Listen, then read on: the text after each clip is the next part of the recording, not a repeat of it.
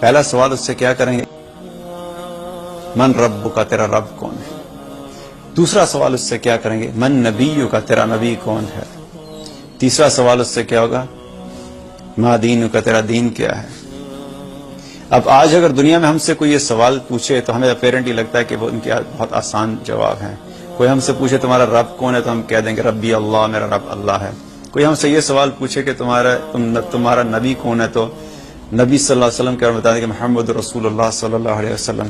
اور اگر کوئی یہ سوال پوچھے کہ تمہارا دین کیا ہے تو ہم کہیں ہمارا دین اسلام ہے۔ لیکن قبر میں اتنا سمپل، اتنا اسٹریٹ فارورڈ نہیں ہوگا کہ اپنی مرضی سے جس کے آیا بس بتا دیا اور مسئلہ حل ہو گیا اور وہاں سے آگے چلے گئے۔ قبر میں وہی شخص ان 3 سوالوں کے جواب دے سکے گا جس نے اپنی زندگی اللہ کو رب مان کے گزاری ہوگی، جس نے اپنی زندگی نبی صلی اللہ علیہ وسلم کو اللہ کا رسول مان کے ان کی زندگی کے مطابق اپنی زندگی بسر کی ہو، جس نے اپنی زندگی اسلام کو، اپنے دین کو اپنی زندگی میں پرائرٹی دے کے اس دین کے مطابق اپنی زندگی کو بسر کیا ہوگا۔ اب اگر یہ کام نہیں کیے ہوئے تو کیسے ہم ایکسپیکٹ کر سکتے ہیں کہ ان 3 سوالوں کا جواب ہم آرام سے دے دیں گے؟ جب یہ احوال نبی صلی اللہ علیہ وسلم نے صحابہ کے سامنے بیان فرمائے کہ یہ اس طرح سے تمہارے ساتھ منکر نکیر آئیں گے قبر میں، تو صحابہ گھبرا گئے۔ انہوں نے کہا یا رسول اللہ، یہ اتنا مشکل مرحلہ ہے، اس کو ہم کیسے فیس کریں گے؟ ہم لوگ کیسے اس کو ان سوالوں کے جواب دے سکیں گے؟ تو نبی صلی اللہ علیہ وسلم نے قرآن کی آیت ان کو تلاوت کر کے فرمائی، یثبت اللہ الذین آمنوا بالقول الثابت فی الحیات الدنیا وفی الآخرہ۔ اللہ تعالیٰ اہل ایمان کو کلمے کی برکت سے، کلمے پہ قائم رہنے کی وجہ سے دنیا میں بھی ثابت قدم رکھتا ہے اور آخرت میں بھی ثابت قدم رکھے گا۔ یہ کلمہ توحید ایسا ہے کہ جو شخص اپنی زندگی کلمہ توحید کے مطابق بسر کرے گا، اللہ تعالیٰ اس کو دنیا میں بھی ثابت قدم رکھے گا اور آخرت میں بھی ثابت قدم رکھے گا۔ حضرت عائشہ رضی اللہ تعالیٰ نے بھی جب نبی صلی اللہ علیہ وسلم سے یہی پوچھا کہ یا رسول اللہ، میں تو عورت ہوں، میں تو بڑی کمزور ہوں، تو میں ان کا سامنا کیسے کر سکوں گی؟ ان کو بھی نبی صلی اللہ علیہ وسلم نے یہی فرمایا کہ یہ کلمہ توحید اہل ایمان کو دنیا میں بھی ثابت قدم رکھے گا اور آخرت میں بھی ثابت قدم رکھے گا۔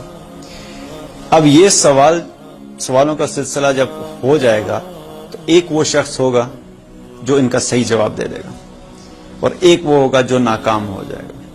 جو شخص صحیح جواب دے دے گا، منکر نکیر اس سے چوتھا سوال بھی کریں گے۔ چوتھا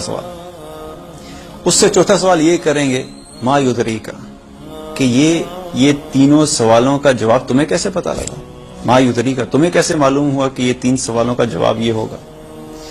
تو اب وہ جو آگے سے جواب دے گا وہ اتنا امپورٹنٹ ہے کہ اس جواب میں ہمارے لیے اس چیز کا آنسر ہے کہ ہمیں وہ کیا چیز کر کے اس دنیا سے جانا چاہیے کہ ہم قبر میں اللہ تعالیٰ کی مدد اور اللہ تعالیٰ کی رحمت سے ثابت قدم رہ سکیں اور ان 3 سوالوں کا جواب صحیح طریقے سے دے سکیں۔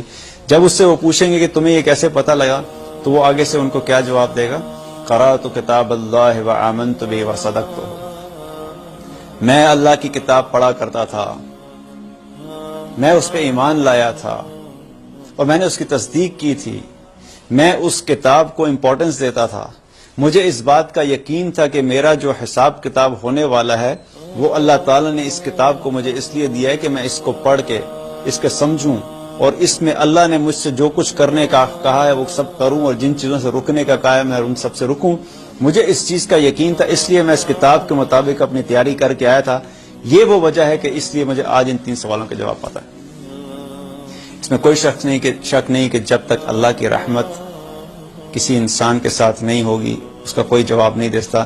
لیکن یہ وہ کام ہے جو کہ حدیث میں آتا ہے کہ وہ شخص فرمائے گا کہ میں قرآن پڑھا کرتا تھا، اس کے مطابق میں اس پہ ایمان لایا تھا، اس کی تصدیق کی تھی اور اس کے مطابق میں اپنی زندگی بسر کیا کرتا تھا، اس لیے میں آج ان سوالوں کا جواب دے سکتا۔ اس سے ہمیں کیا پتہ لگتا ہے کہ قرآن ایک ایسی اہم کتاب ہے ایک مسلمان کی زندگی میں، اس کے بغیر ایک مسلمان کی زندگی کا تصور نہیں ہے۔ This is like an oxygen to us, کہ جس طرح آکسیجن کے بغیر زندگی کا تصور نہیں ہے، اس طرح قرآن کے بغیر ایک مسلمان کی زندگی کا کوئی تصور نہیں ہے۔ آج ہمارا ایٹیٹیوڈ ٹورڈز قرآن کیا ہے؟ آج ہم قرآن کو کتنا سیریس لیتے ہیں؟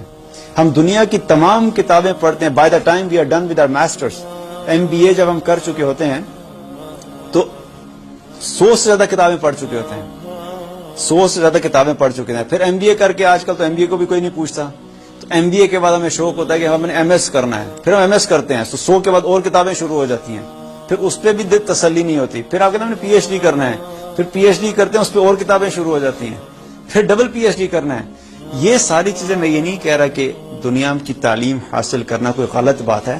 دا point which I am trying to make is کہ ان چیزوں کے اوپر تو ہم اپنی زندگی میں فل ڈیڈیکیشن کے ساتھ 100 سے زیادہ کتابیں سیکھنے کے لیے تیار ہیں, لیکن وہ کتاب جو ہمارے لیے قبر میں کام آئے گی, وہ کتاب جس کے ذریعے سے اللہ تعالیٰ ہمیں قبر میں ثابت قدم رکھے گا, وہ کتاب جس کے ذریعے سے ہم نے وہ جواب جو قبر میں سوال ہم سے ہوں گے اس کے جواب ہمیں پتہ لگنے ہیں, اس کتاب کے ساتھ آج ہم کتنا سیریس ہیں, اس کتاب کو سیکھنے کے معاملے میں ہم کتنا سیریس ہیں, اس کتاب کو ہم روزانہ کھول کے کتنی دفعہ پڑھتے ہیں.